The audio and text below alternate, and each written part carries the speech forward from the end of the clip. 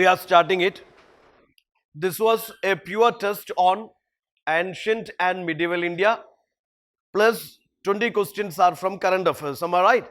80 questions from your ancient medieval conventional areas, and of course 20 questions current affairs. And here I said, when we go for the discussion, make sure you go through or you fill in your RAP card here. Okay, that a RAP card, rapid analysis program card, you must fill in. You should clearly mention whether you made that question right or wrong because of the conceptual clarity or conceptual error, technical error, factual errors, whatever. Mention it clearly, and by the end of, or maybe by solving the 100 question, we will get a perfect picture where you lag behind in this ancient medieval India preparation. Am I right? Am I right?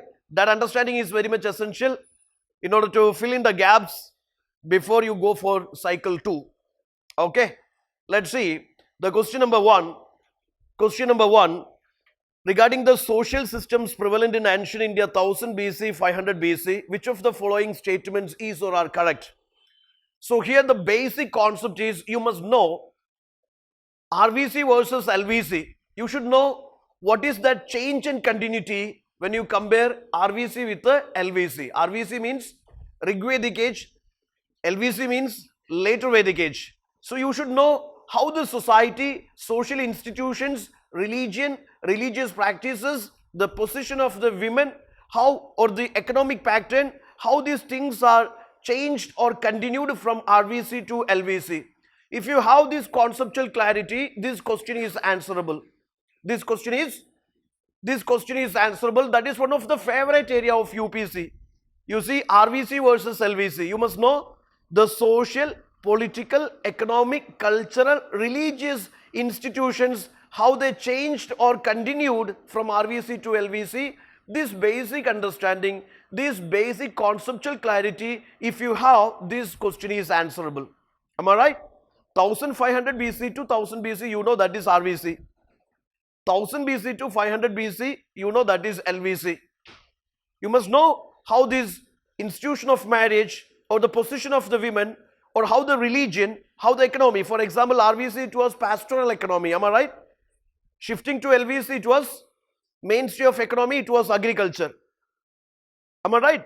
Similar way, coming to religion and religious practices, institutions, changes are there. You must know those changes, those continuities. Okay. So the first statement, both the sons and daughters have similar claims to the resources of household. Whether it had a matrilinear culture or patrilinear culture. Patrilinear culture, even though RVC was little bit liberal with the social institutions and the institution of marriages and all, coming to, and the position of the women, coming to LVC, you know that yes, this patrilinear culture becomes so strong, patriarchy becomes so strong, and it becomes dominant, position of the women is lowered, and their inclusion in the tribal assemblies, you know, that is over. We have seen such changes, na? Yes, of course, that sense, both sons and daughters have similar claims to the resources of the household. Never.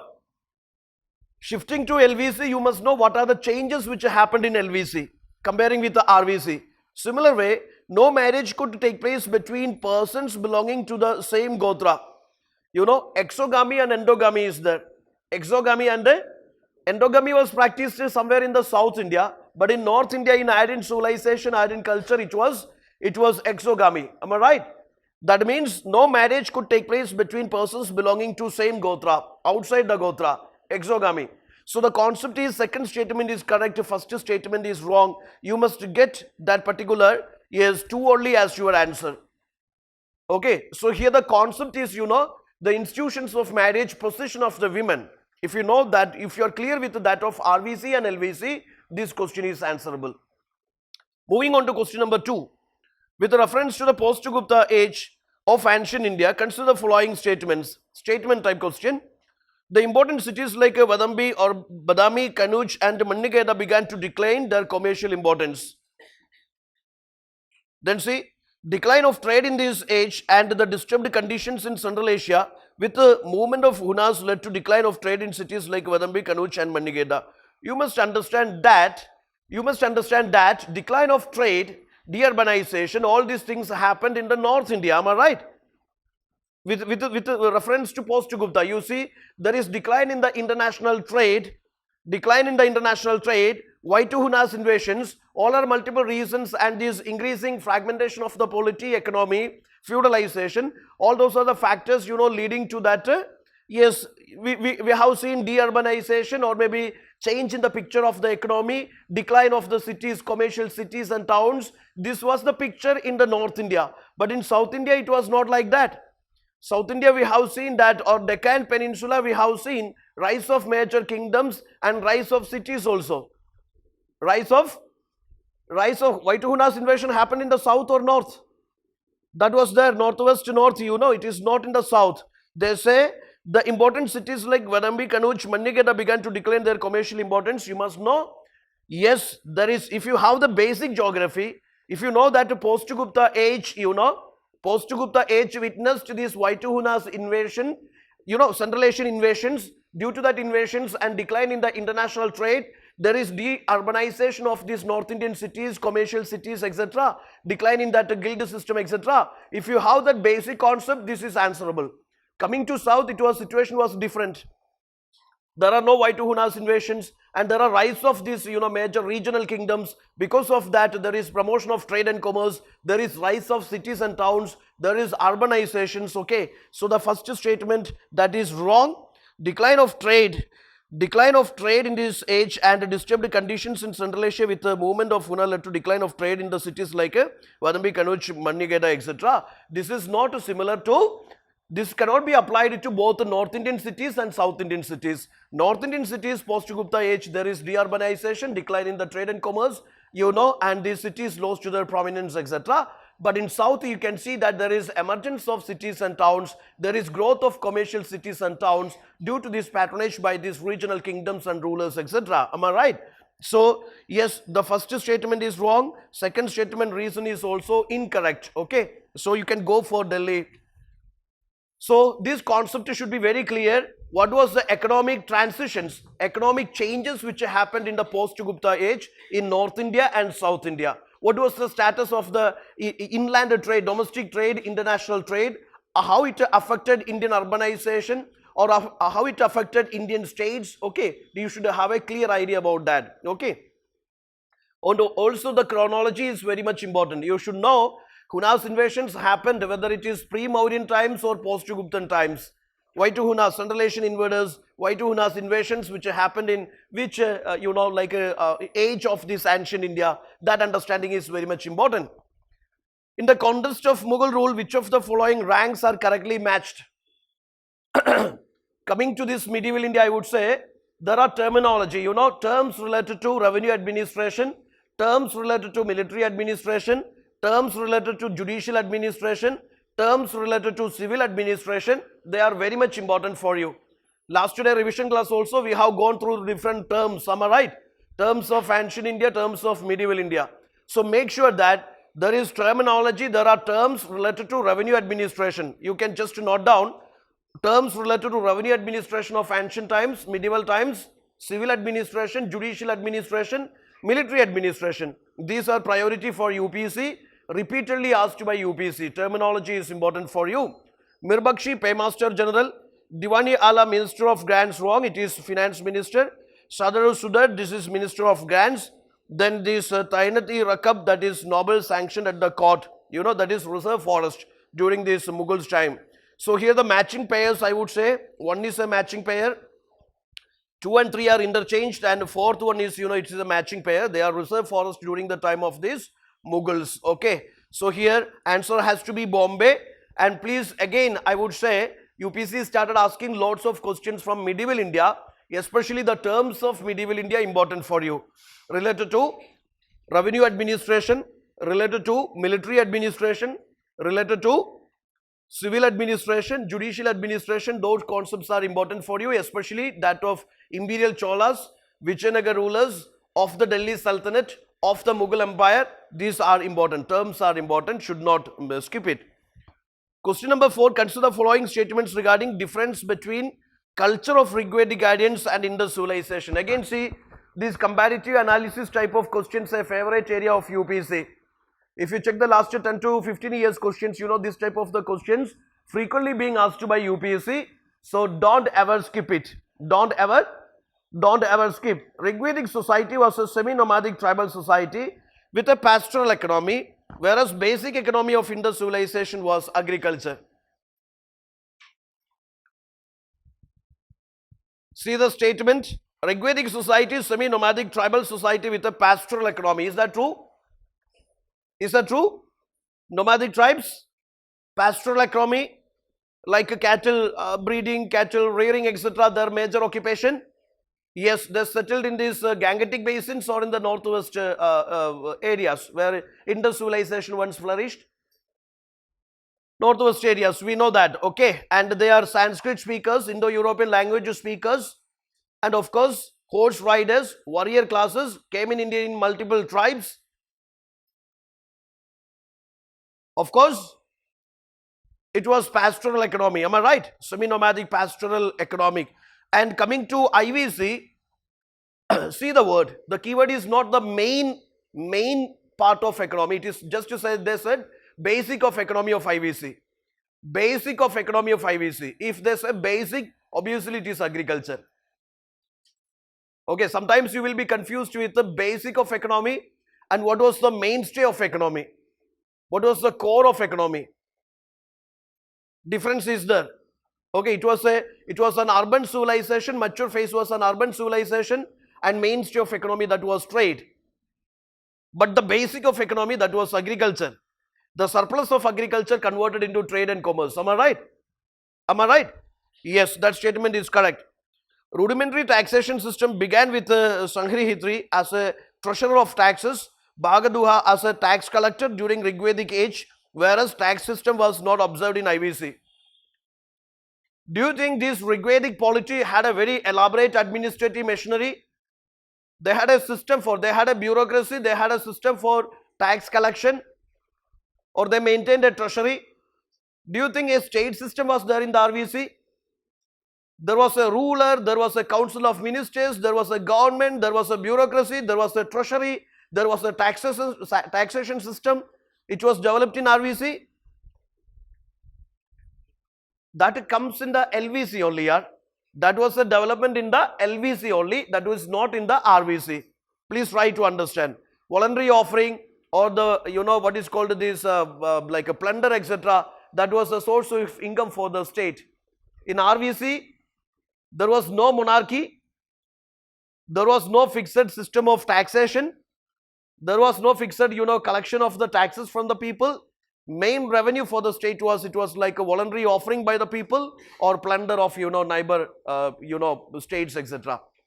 Taxation developed in the later Vedic times, not in the Rigvedic times. So that statement is wrong. And we have no idea about the RVC taxation system. Different historians, you know, they have an opinion like this. Maybe the surplus grains collected as the taxes and they stored in the, you know, granaries. Okay, that is an assumption, that is an observation, no solid proof for that. And RVC also doesn't have any taxation system. The taxation system comes in these LVC times. So I negated that second statement. Gold coins called Nishka were used as medium of exchange in larger transactions by Rigvedic society. Rigvedic, you know, it is similar to IVC, it was barter system. And this coinage and coin circulations, etc., that comes in LVC times. Am I right? It is not in RVC. So we will go for, you know, this is very simple. This is basic common sense here. If you look into the three statements, you know that they contradict each other. They contradict. With that basic logic, you can answer this. If you know the fundamental features of IVC, RVC, LVC, this is answerable. This is very answerable. Am I right, Adityan? Yes, one only. Question number 5. With reference to this Gupta age, the towns Samralpati, Broch, Sobara, Kalyan, well known as. Yes, this is very important. Geography is, you know, it is the wife of history. I would say history you must study along with the geographical understanding. You should know Periplus of Erythraean Sea, which talks about different ancient ports of ancient India. There are many ancient ports which is situated on this west coast and east coast and in the southern parts. You heard about a Puhar? Eh? Puhar is a popular ancient port city during the age of the Sangam Chola Chera Pandya. Some are right, Sangam age. Similar way, this Samralpati, I would say, that was a very popular ancient trade port which conducted trade with the Suvarna Bhumi, Southeast Asian islands, and it's located in the eastern coast of Indian subcontinent. Then you see Kalyan Broad Sobara, they are on the western coast of Indian subcontinent. So these are actually ancient ports here. These are actually ancient ports. Okay, so you study history along with the geography. For example, Indus civilization, you must have an idea about the popular, the very geographical identity of this civilization. Popular site of the civilization, industrial sites, commercial sites, or these maritime trade sites, inland trade sites, different sites of Indus civilization, very much important for you. Ancient these trade cities of India, very much important for you. Capital cities of India, very much important for you. Educational centers of India, very much important for you. The popular highways of India, important for you. Uttarapada, Dakshinapada. Okay, so this geography you have to cover along with this history, that is very much important. So they are ports handling foreign trade. They handled foreign trade with the Roman Empire, trade with China, trade with the Southeast Asia, trade with the Middle East. Okay. Now there is question number 6. With respect to ancient Indian history, consider the following. Terms and meanings are given. Any guess from your side? Any guess?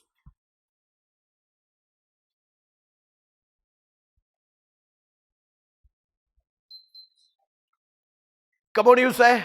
Yes, Ramsija, what do you say? Yes, Aspersia untouchables. You are sure with that? Okay, fine. Then you will eliminate this C. C will be eliminated. Okay, fine. Then Gediga Center of Education, that we discussed, especially with the Pallava history, Chola history, etc. So 2 and 3 is there.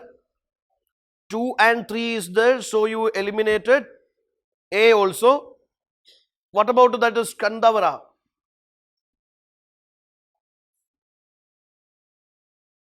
Is nothing to do with the agricultural produce. They are actually military camps here. They are actually military camps of ancient times. So you can eliminate that one. Then your answer has to be 2 and 3 only. Again, I'm telling you, terminology series very much important here. Terms, regarding the social institutions, social practices, okay, or terms related to these various, religious institutions, religious practices, that's important for you.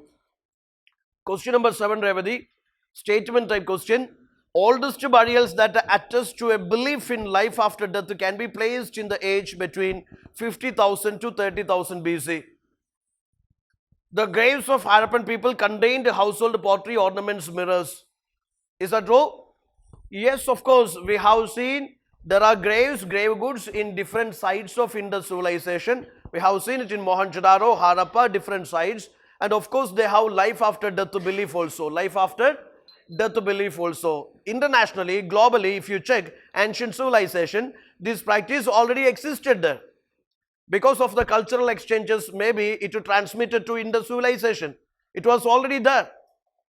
Same kind of the practices could be seen in Mesopotamian civilization, Egyptian civilization. So this practice of, burying these dead with these goods, their precious things, their pottery or their ornaments, their gold, their jewels, etc. This practice is as old as 50,000 BC or 30,000 BC.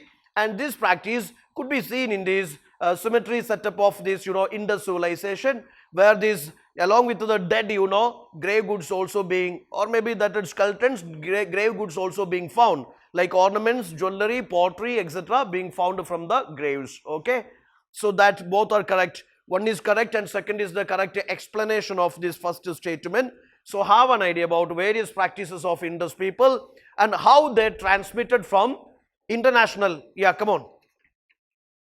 What do you say? Sorry?